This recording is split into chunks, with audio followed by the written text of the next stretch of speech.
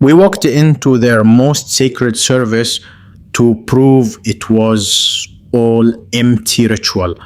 But what if the thing we mocked was waiting for us in the dark and it knew our names? Have you ever been so sure you were right that you were completely blind to the truth? My name is Karim. I am 31 years old. On September 8th, 2019, I walked into a Catholic cathedral with my friends. We went there to pray our Muslim prayers during their Mass. We wanted to show them the truth. We wanted to show them real worship. After the service, we stood outside and laughed. We laughed at their most holy ritual. We mocked the bread and wine they called God. I felt strong and right. I felt like a good soldier for Islam. I had no idea I was making the biggest mistake of my life. I did not know that God was watching, and He was not happy with what He saw. My life was about to break into pieces, and the thing I laughed at would come to find me in the night. I was born in Lahore, Pakistan. My family was very religious. My grandfather knew the whole Quran by heart. My father was an imam and a teacher. Our house was filled with faith. The call to prayer was our clock. It told us when to eat, when to sleep, when to pray. From the time I was a baby, I learned one thing: Islam was the only true way. All other religions were wrong, especially Christianity. They believed crazy things. They said God had a son. They said God died on a cross. Worst of all, they said simple bread and wine could become God's body and blood. To me, this was the worst kind of mistake. It was like worshipping a piece of food. It made no sense. I was a smart boy. I loved to learn, but I only learned things that proved my faith was right. By age 14, I had memorized the entire Quran. My father was so proud. All his friends would smile and nod when I recited. They said I was a special blessing. They said I would be a great leader. Have you ever felt like you had to be perfect, like you could never make a mistake? That was my whole childhood. I moved to London to study when I was 24. London was different. My faith was not the main faith here. I saw churches everywhere. I heard their bells. It made me want to protect my faith more. I joined the Islamic group at my university. Our leader was a man named Bilal. He was a powerful speaker. One night, he had an idea. We talk about their mistakes, he said, but we have not seen them with our own eyes. Let us go to their biggest service. Let us watch their ritual. We will pray our prayers in their church at the right time. We will show the difference. We will show the beauty of pure Islam right in the middle of their confusion. My heart beat fast. This felt dangerous and brave. This was real action. We were not going to fight. We were going to be calm and strong. We were going to be a living lesson. We picked a big old cathedral near the school. The day came. I prayed my morning prayer very carefully. I asked Allah for strength. I put my small prayer rug in my backpack. I met Bilal and 3 other brothers. Our faces were serious. We walked into the cathedral. The air inside was cool and smelled like old wood and wax. Color from big windows painted the floor. People spoke in whispers. We sat in the back row. The Mass began. The priest wore long robes. People sang songs. I listened to the words. They were all about Jesus. I thought, these people are so lost. Then came the main part. The priest held up a round white wafer. He said, "This is my body." He held up a golden cup. He said, "This is my blood." A deep feeling of sadness hit me. These people are worshipping bread, I thought. They are bowing to a piece of food. Allah would never allow this. The people lined up to eat the bread and drink from the cup. They looked peaceful. They looked happy. I leaned to Bilal. I whispered a verse from the Quran. It was about people who take their teachers as lords instead of God. He nodded. His eyes were hard. The service ended. People started to talk and walk out. This was our moment. Bilal looked at us. We took our prayer rugs from our bags. We did not go to a corner. We walked to the very center of the big open space. We unrolled our rugs on the stone floor. Right there, where everyone could see, we began our duhur prayer. I stood straight, I bowed. I put my forehead on the ground. In my heart, I felt a clean, clear feeling. This is truth, I thought. No bread, no wine, no stories. Just me and the Creator. I felt powerful. I felt holy. When we finished, some people were staring. An old man with a kind face walked over. Bilal talked to him. "We are only praying," Bilal said. "We mean no harm." We walked out of the big doors. The London air felt different. It felt normal again. But then something changed. As soon as the church was behind us, our quiet strength melted away. One of the brothers, Jamal, laughed. "Did you see their faces?" he said. "They looked shocked." Idris, another brother, pretended to hold a wafer. He used a silly voice. "This is my body. Oh, thank you, Father." We all laughed. It was a nervous laugh that grew bigger. I smiled. I shook my head. "The real presence," I said, joining in. "The only real presence is Allah, alone." We walked back to campus laughing. We felt like winners. We had gone to teach a lesson. We ended up making fun of them. I went home to my small apartment. I felt good. I felt sure. I texted my father. I said, "We did good work for Islam today." He texted back a happy verse. I went to sleep that night thinking I was a hero. I had no idea what was waiting for me in the dark. I had mocked something I did not understand. And that something was now awake. And it knew my name. Have you ever been so sure you were right that you never thought you could be wrong? The problems began exactly 3 days later. It started with my prayers. I always prayed 5 times a day. I never missed one. But now, when I tried to pray, my mind would not be quiet. I would stand on my rug facing Mecca. I would start the first words, Allahu Akbar. God is great. But then my own voice in my head sounded strange. Instead of seeing Arabic words in my mind, I saw a white circle. I saw the wafer. I saw the priest holding it high. I would shake my head and try again. But the same image would come back. It was like a picture stuck behind my eyes. My mouth would say the prayers, but my heart felt cold and far away. Have you ever tried to talk to someone you love, but your words felt empty? That is how my prayers felt. They felt like I was talking to a wall. Then the dreams came. The first one was simple. I was back in the cathedral, but it was empty. No people, just me, standing in the center. The smell of incense was so strong it made my throat tight. I looked up. The priest was there at the front, but he was not looking at me. He was holding the wafer and the cup. Then he turned his head. He looked right at me. His eyes were not angry. They were sad, deeply, deeply sad. I woke up sweating.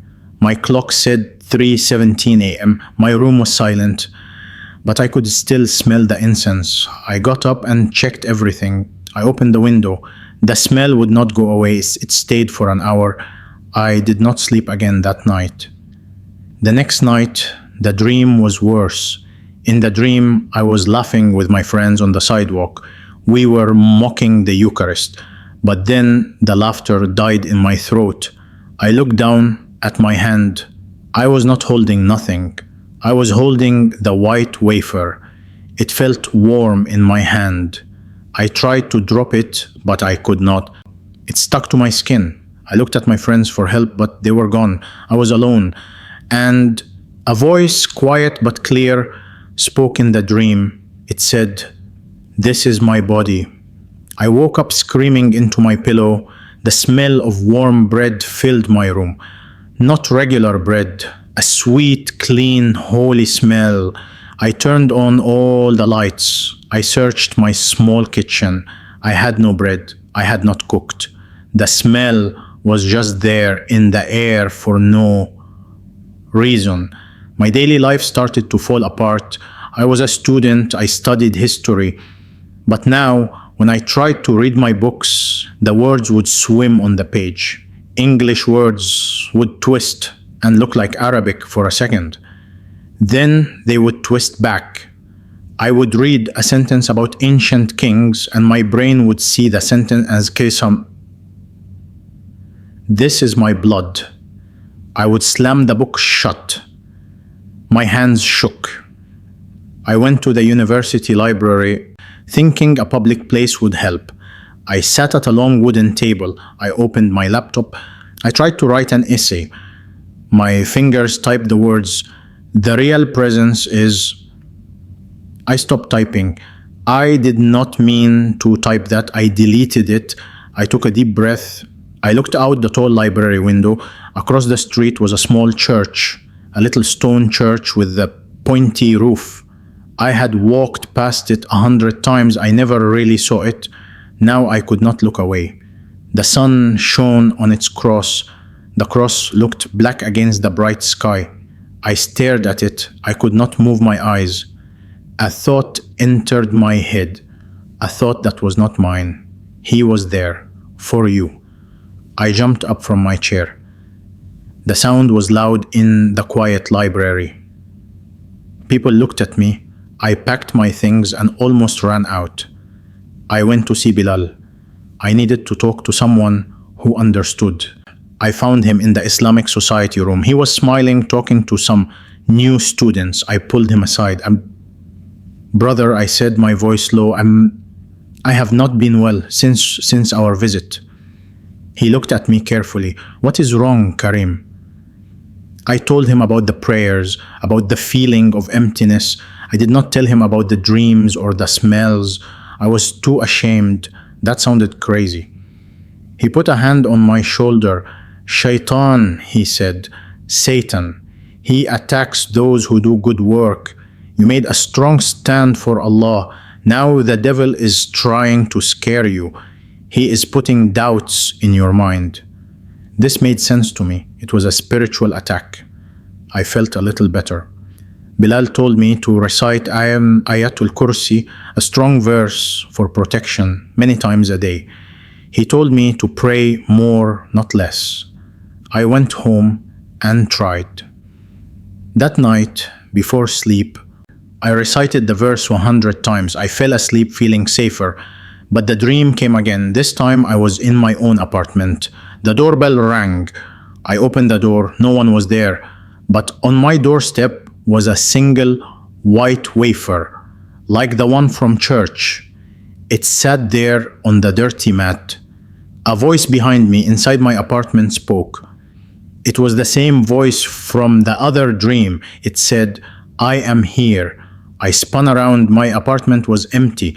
I woke up. This time the smell was not bread or incense. It was the smell of blood, a sharp metal smell.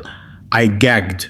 I turned on the light. My heart pounded in my ears. There was nothing, but the smell was real. I spent the rest of the night on my couch with the TV on, too afraid to sleep. The next week was a blur of fear. I stopped sleeping. I looked terrible. My friends asked if I was sick. I stopped going to the Islamic Society. I was too scared Bilal would see the doubt in my eyes. My grades began to drop. I missed an important test because I slept through my alarm after another bad night.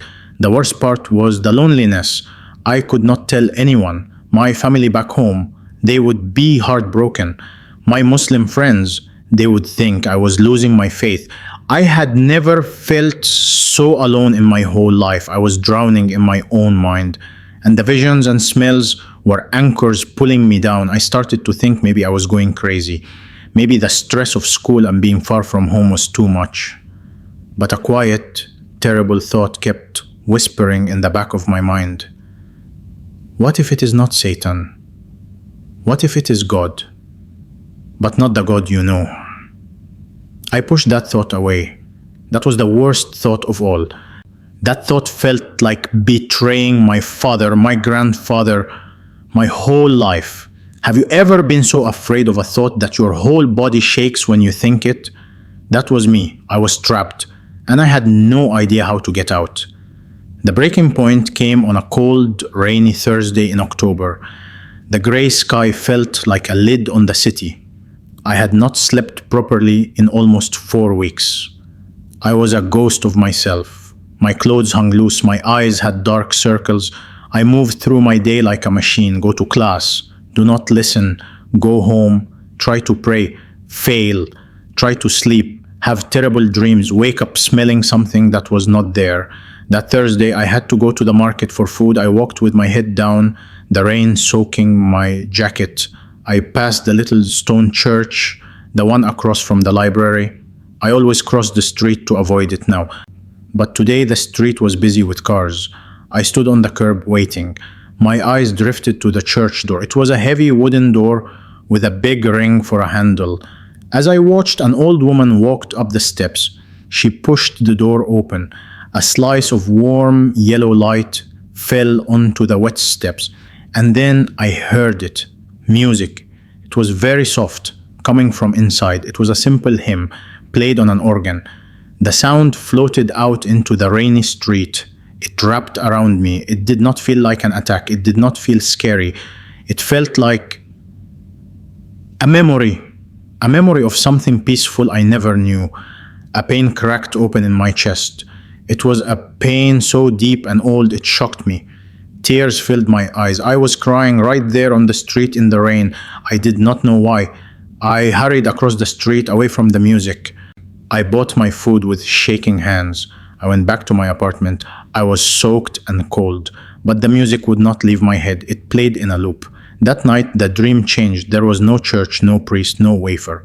I was in a wide, empty field under a huge black sky full of stars. I felt very small, and I felt a loneliness so big it was like a hole in the universe. Then, a man was there. He was not suddenly there. It was like he had always been there. He wore simple clothes. His face was kind, but he looked tired, like he carried a great weight. He had scars on his hands. He looked at me. He did not speak. But in the dream, I knew what he was thinking. He was thinking, I have been waiting for you. And I knew who he was. I knew it was Jesus. The knowledge filled me with terror. I tried to run in the dream, but my feet were stuck. I tried to look away, but I could not. His eyes held me. In his eyes, I did not see anger for what I did. I did not see the hate I expected. I saw a sadness deeper than the sea, a sadness for me, for my loneliness, for my fear. I woke up. My face was wet with tears. The room smelled of rain and clean earth. I sat up in the dark. For the first time, the fear was mixed with something else, a desperate, confusing need. I needed to know who this man was. Why did he keep coming? What did he want from me? The next day, I could not stop thinking about the dream. The man's face was burned into my mind. I went to the public library, not the university one. I found a computer. My hands were sweating. I looked around. No one I knew was there. I typed a word into the search box, a word I had never typed before. I typed gospel. I clicked on the first link. It was the book of Matthew from the Bible.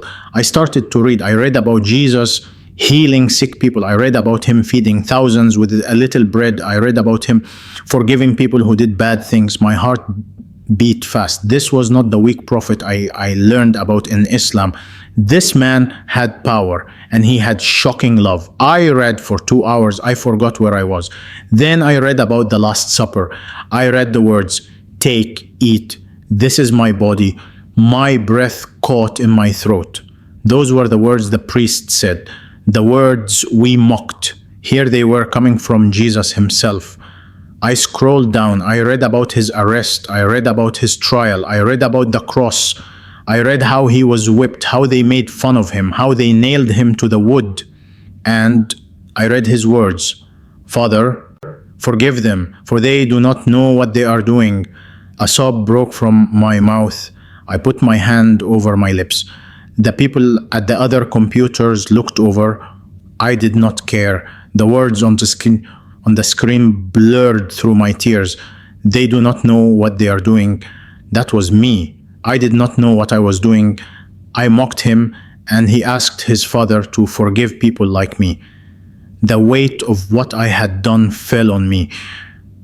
It was a physical weight. It pressed me down into the chair.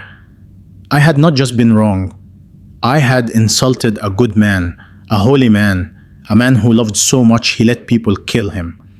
I left the library. I walked without knowing where I was going. I ended up at a big park. I sat on a bench. My mind was a war. One side screamed, "This is shirk, this is the greatest sin. He is just a prophet." The other side, a new, quiet voice, whispered, "What if he is more? What if the dreams, the smells, the music? What if it is all him calling you?" I put my head in my hands. I had no answers. I had only a crushing guilt and a frightening curiosity. Who was this Jesus? And why would he bother with a man who hated him? Have you ever felt two truths fighting inside you and you know only one can live? I knew I had to go back. The thought terrified me, but it would not leave. I had to go back to the cathedral, not to pray this time, not to prove anything. I had to go back and just be there alone. It was a Sunday morning. I put on clean clothes. I did not take a prayer rug. My hands were ice cold. The walk to the cathedral felt like the longest walk of my life. Every step was hard. My feet felt heavy. My Islamic mind shouted at me to turn around. This was a house of shirk. Going inside was wrong. But the other pull, the pull from the dreams and the reading, was stronger. I pushed the heavy door open. The service had already started. The place was full of people. The sound of singing hit me.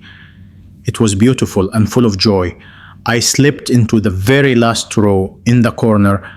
I kept my head down. I did not know what to do. I just sat. I listened to the readings. I listened to the priest talk. He spoke about mercy. He spoke about God running to welcome his lost children home. His words felt like they were meant for me. My throat got tight. Then came the time for the Eucharist. The priest did the same things. He held the bread. He held the cup. He said the same words. But this time, I did not feel pity. I did not feel smart. I felt small. I felt like a man looking at a great mystery he could not understand. The people went up to receive. I watched their faces. They were not confused. They were not worshiping bread. They looked loved. They looked peaceful. They looked like they were coming home. A hunger woke up inside me, a hunger for that peace, a hunger to not be afraid anymore, hunger to not be alone. It was the deepest hunger I had ever felt. The service ended. People left. I sat in my chair. I could not move. The big space grew quiet. Sunlight streamed through the colored windows, making paths of red and blue on the floor. I was alone. Then I heard footsteps.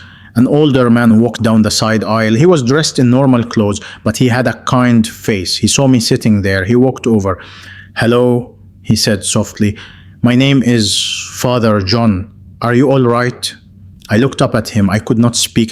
My eyes filled with tears again. I was so tired of crying. He sat down in the chair next to me. He did not say anything. He just waited. Finally, I whispered, "I did something bad here."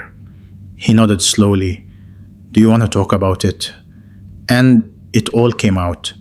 In a shaky voice, I told him everything. I told him about coming with my friends.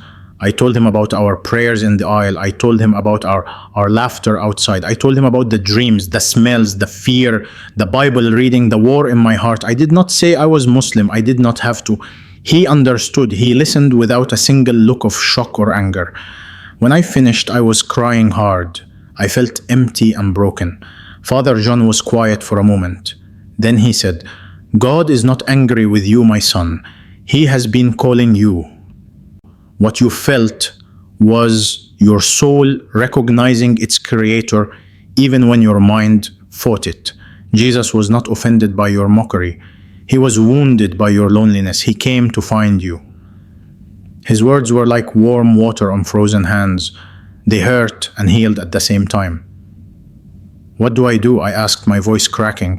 "I am so lost." He smiled a gentle smile. "You talk to him right now. You tell him what is in your heart. He is listening." The cathedral was so quiet. Father John sat with me. I closed my eyes. I did not know how to pray to Jesus, so I just talked. I spoke in a whisper. Jesus, I said. The name felt strange on my tongue. I am so sorry. I mocked you. I thought I was right. I was wrong. I am so afraid. I am so alone. I do not understand everything. But if you are really there, if you are really who they say, I need you. Please forgive me, help me, save me from this darkness. As I said the words, something broke inside my chest. It was like a dam breaking. A warm, golden light seemed to fill me from head to toe. It was not in the room, it was in me. The heavy weight of guilt lifted, the tight fear melted away. For the first time in weeks, I felt quiet inside. I felt clean. I felt a love so strong and sure it took my breath away. It was a love that knew all my mistakes and loved me anyway. It was the love from the dream, but now it was real. I opened my eyes. Father John was smiling. He had tears in his eyes too. Welcome home, he said. I knew what he meant. I was home. I had found what I did not know I was looking for. I had found Jesus, or he had found me. The man who burned with curiosity was gone. In his place was a man washed in a peace deeper than any ocean. But I also knew a storm was coming. My old life would not accept this new one. Have you ever found a treasure so great you knew you would have to give up everything to keep it? The peace I felt in the cathedral stayed with me. It was a quiet anchor in my heart. But the outside world began to crash in. The first thing I did was call my father in Pakistan.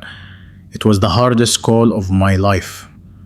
My hand shook as I held the phone. When he answered, his voice was warm. Beta, my son, is everything okay? I took a deep breath. Abu, I have something to tell you. It is about my faith. I told him I had been searching. I told him I had found Jesus. I did not give details. The line went silent for a long time. Then his voice changed. It became cold and hard, like stone. Karim, what are you saying? Is this a joke? No, Abu, it is true. I believe Jesus is more than a prophet. I believe he is Lord. The next sound was my father weeping, but it was not sad weeping. It was angry, devastated weeping. You are dead to me, he choked out. You are not my son. You have chosen hell. Do not call this house again. Your mother. Do not ask about your mother. He hung up. I sat on the floor of my apartment, the phone in my lap. The finality of his words was a physical pain. I cried for hours. I had known this would happen, but knowing did not stop the hurt. An email came from my uncle the next day. It was short. It said the family had announced my death. They would sit Shiva for me. To them, I was gone. My Muslim friends found out quickly. Bilal came to my apartment. He did not look angry. He looked heartbroken. Karim, brother, what has happened? They are saying you have left the faith. Tell me it is a lie. I told him it was true. I tried to explain about the peace, about the love. He held up his hand to stop me. That is not peace, that is deception. You have been tricked by beautiful feelings. The truth is in the Quran. Come back, make the Shahada again. Allah is too merciful. I shook my head. I cannot, Bilal. I have found the truth. His face closed. The friendship in his eyes died. Then you are lost. Do not contact me or anyone in the society. You are a danger to our faith. He left. My community, my friends for years were gone. Just like that, I had to move. A note was slipped under my door. It said in Arabic, "Traitor, leave or be forced out." I packed my things that night. I had a little money saved. Father John helped me. He knew a Christian family with a spare room. They took me in. They were kind. They did not ask many questions. They just let me be. I felt safe there for the first time in weeks. My studies suffered. I could not focus. I ended up leaving my university program. It was too much. My dream of being a scholar like my father was over.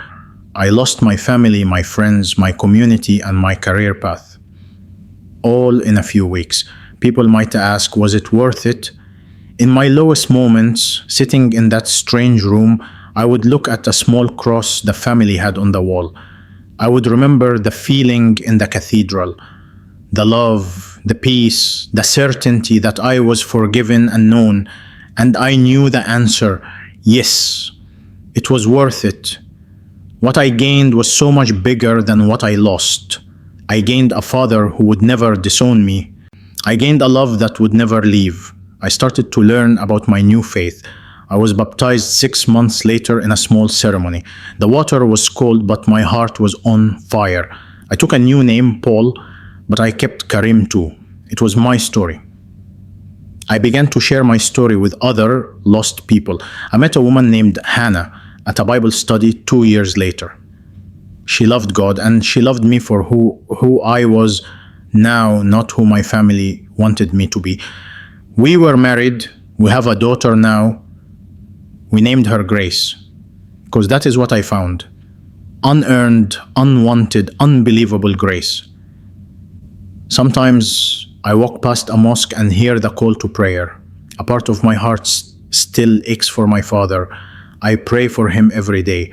I pray he finds the Jesus I found. My life is not easy, but it is real. It is full of a love that chased me down even when I mocked it.